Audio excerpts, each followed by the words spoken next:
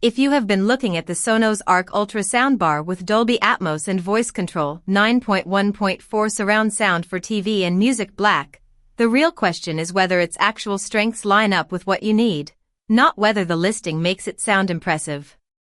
One of the main reasons someone would consider it is cinematic Dolby Atmos immersion, and that is the kind of feature that usually matters most when this product is being compared seriously.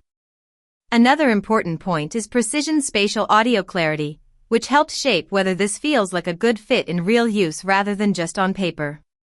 It is also worth paying attention to deep room-filling surround sound, because details like that often decide whether buyers stay happy with a purchase after the first few days.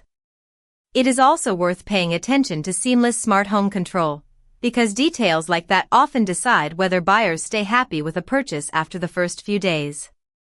It is also worth paying attention to premium minimalist design, because details like that often decide whether buyers stay happy with a purchase after the first few days. It is also worth paying attention to subwoofer connectivity technology, wired, because details like that often decide whether buyers stay happy with a purchase after the first few days. That said, it still needs to be judged against your actual use case, because a product can look strong in the right areas and still not be the best match for every buyer.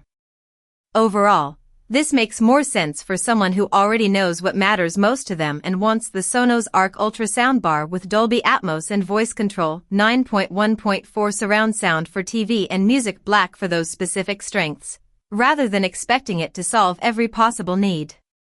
And if that sounds like your situation, you can check the link in the description to see the current price and decide from there. That is really the key with a product like this: make the decision based on fit, not just on marketing language.